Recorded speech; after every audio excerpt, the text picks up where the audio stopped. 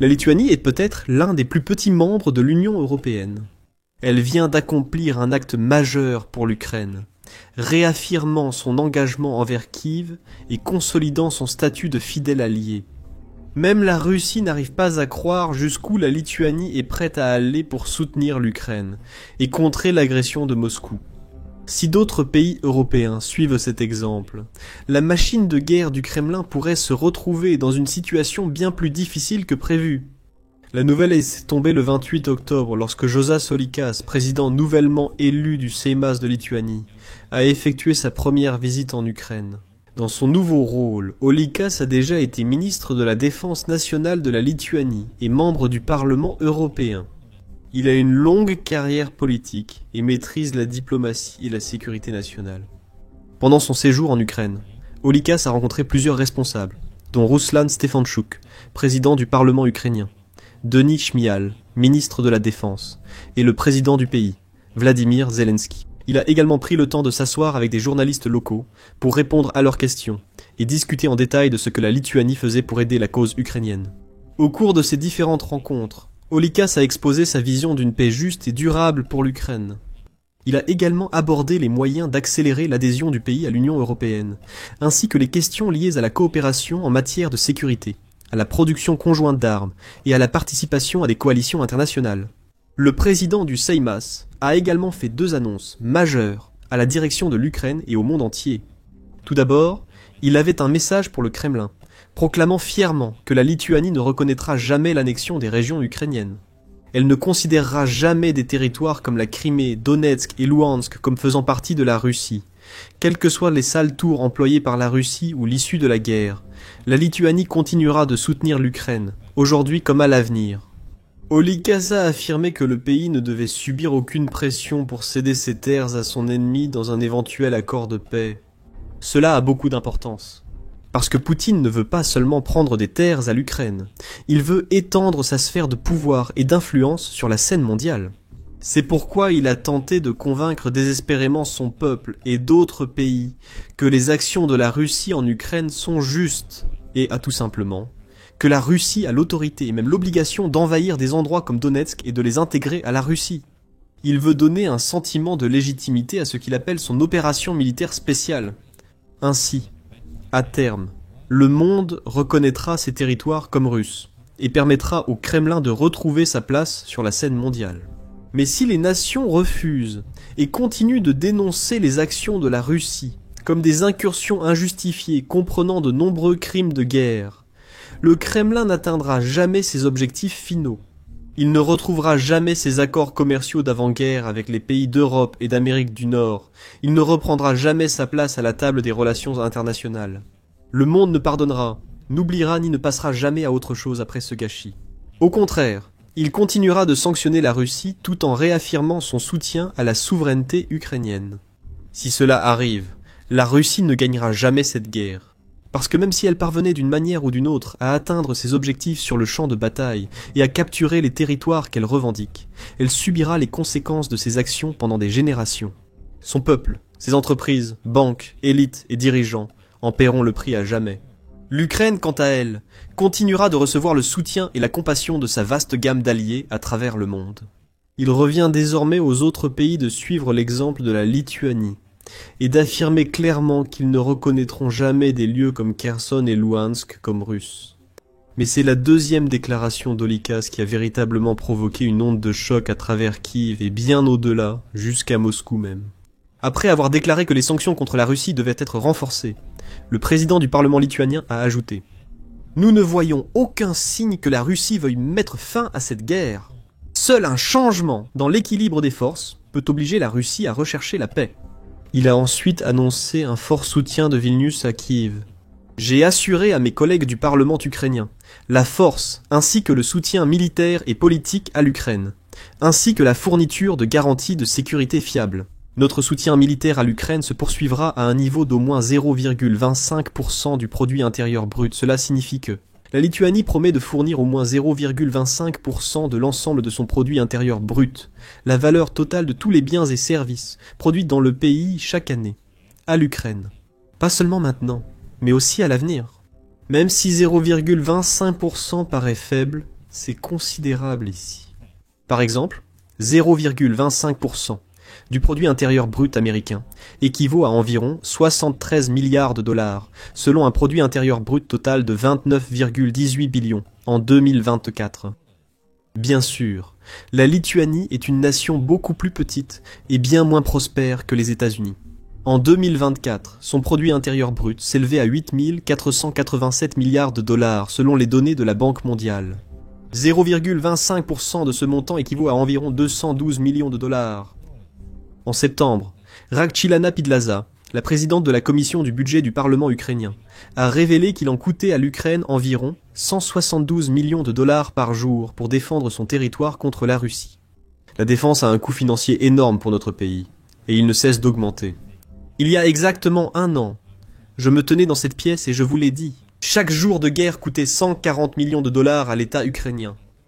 Aujourd'hui, cela coûte 172 millions de dollars chaque jour.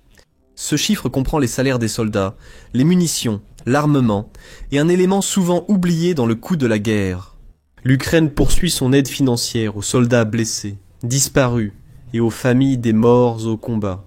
Elle a ajouté que l'Ukraine consacre actuellement 31% de son produit intérieur brut à la défense, soit plus que n'importe quel autre pays au monde, avant d'annoncer qu'elle espère que l'Ukraine pourra obtenir 120 milliards de dollars pour la défense en 2026.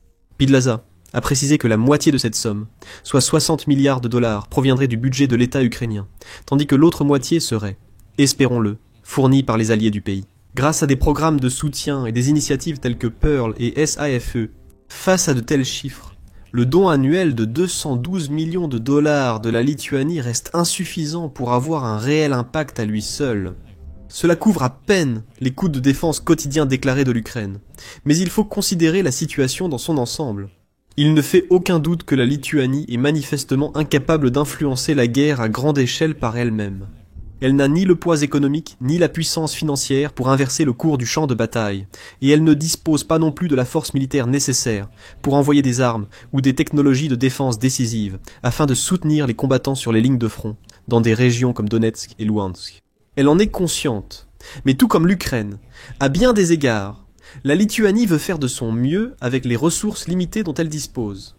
La meilleure façon pour cet État balte d'influencer la guerre n'est pas de donner beaucoup d'argent, ni de fournir des avions ou des missiles sophistiqués.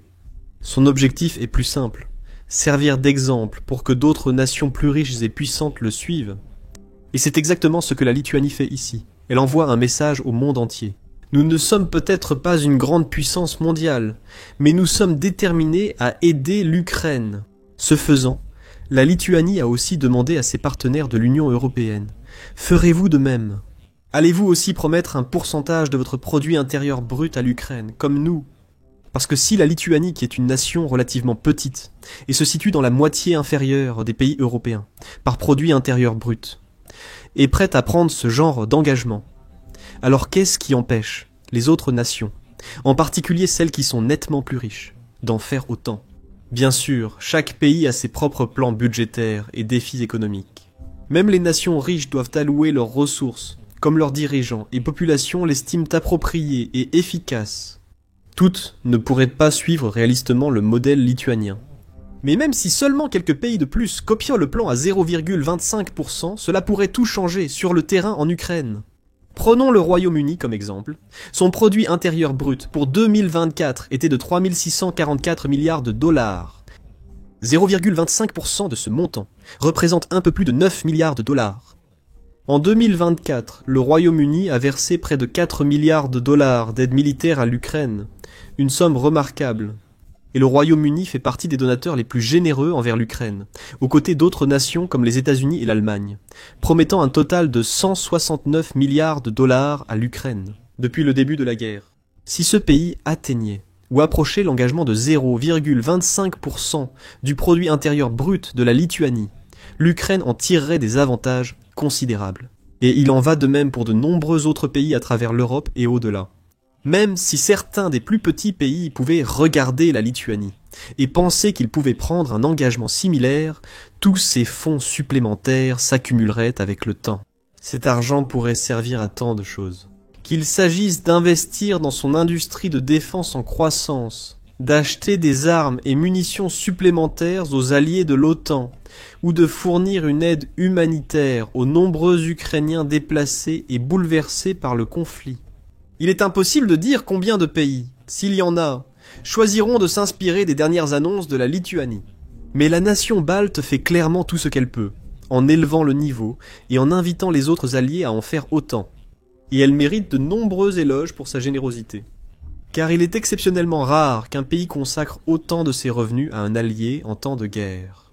Il est encore plus rare qu'il promette de maintenir ce soutien dans les prochaines années. Les dirigeants ukrainiens ont remercié Olicas et la Lituanie pour ce soutien remarquable, Zelensky l'ayant exprimé au président du Seimas. Merci pour votre soutien militaire, soit 0,25% de votre budget. Vous avez incité d'autres pays à envisager de soutenir l'Ukraine en consacrant une part de leur produit intérieur brut et budget de défense. C'est important. Nous sommes également reconnaissants de pouvoir compter sur votre soutien l'année prochaine. Le ministre de la Défense, Shmyhal, a repris les propos de Zelensky et espère que d'autres pays suivront. La Lituanie est l'un des alliés les plus proches de l'Ukraine, étant le premier pays à consacrer 0,25% de son produit intérieur brut à l'aide militaire. Nous appelons nos autres partenaires à agir de même. Le président du Parlement ukrainien, Stefanchuk, a également remercié la Lituanie et a chaleureusement rencontré le président du Seimas de la République de Lituanie, Josas Olicas, lors de sa première visite en Ukraine. Il a remercié la Lituanie pour son soutien constant à l'Ukraine sur les plans militaires, humanitaires et énergétiques. Et en matière de relèvement, la Lituanie occupe l'une des toutes premières places au monde en termes d'aide au produit intérieur brut. Et sa contribution au renforcement des capacités de défense de l'Ukraine a déjà dépassé 18 milliards d'euros. Maintenant, s'adressant aux journalistes depuis l'Ukraine, l'ancien président Olicas a également exhorté la communauté internationale à prendre des mesures plus drastiques dès que possible. Il a souligné que la Russie ne montre aucune volonté de mettre fin à la guerre et que toute tentative de négociation avec Poutine pourrait n'être qu'une perte de temps. Notre expérience et celle de la Lituanie montrent que le régime russe, surtout Poutine, ne comprend que la force. Toutes ces tentatives diplomatiques sans cessez-le-feu n'ont jamais apporté de paix durable. Différents dirigeants ont essayé de relancer les pourparlers de paix, y compris les plus récents. Et tout cela montre qu'il n'y a aucun signe de la part de la Russie d'arrêter sa guerre, seulement de prolonger l'agression, de tuer des civils, de détruire les systèmes énergétiques et autres. C'est la leçon principale pour la communauté internationale. Rester unis, montrer notre force et appliquer des sanctions. C'est la seule façon d'obtenir des résultats durables. Olicas a aussi évoqué d'autres façons dont la Lituanie aide l'Ukraine. Il a évoqué des partenariats plus coopératifs entre entreprises de défense ukrainiennes, notamment les fabricants de drones et des organisations militaires européennes, pour attirer des investissements et renforcer la résilience du continent face aux attaques de drones. Olicas a aussi cité l'utilisation du terminal gaz naturel liquéfié lituanien pour fournir du gaz à l'Ukraine, contrecarrer les récentes tentatives russes de détériorer et de détruire les infrastructures énergétiques à travers le pays. Ce n'était pas la seule grande nouvelle récente venue de Lituanie. Le 24 octobre, des rapports indignent que la Lituanie teste des mitrailleuses lourdes et des missiles solaires suédois contre des drones rapides. Près de la frontière biélorusse, l'armée lituanienne a diffusé des vidéos montrant ses unités d'artillerie de défense aérienne s'exerçant avec des mitrailleuses lourdes et des missiles Saab RBS 70 nouvelle génération, abattant une cible de drone après l'autre avec une précision et une efficacité remarquables. L'exercice a montré le potentiel des tourelles de mitrailleuses à neutraliser les drones de façon économique. Cela a aussi montré que le système de défense aérienne Saab RBS 70 nouvelle génération pourrait être un atout précieux pour défendre des zones clés telles que des villes ou des territoires frontaliers à risque, contre des essaims de drones russes ou biélorusses. Une amélioration par rapport au précédent système RBS 70. Le RBS 70, nouvelle génération, introduit des fonctionnalités et des technologies plus modernes et avancées, notamment un brouilleur thermique intégré, une visée à suivi automatique et une compatibilité totale avec le déploiement sur véhicule et le contrôle à distance.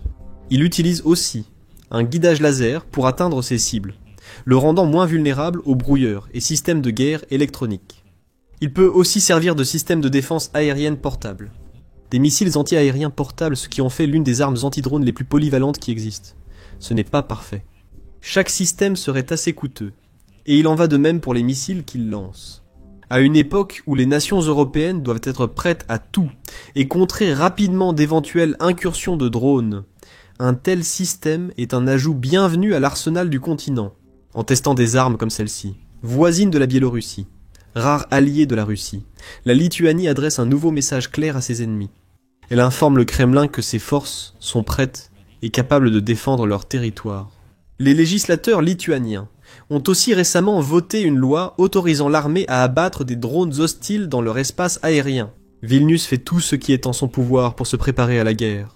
Il n'est pas difficile de comprendre pourquoi, ni de saisir l'empressement de la Lituanie à soutenir Kiev aussi fermement et généreusement que possible, en tant que l'un des 3 États baltes, avec l'Estonie et la Lettonie.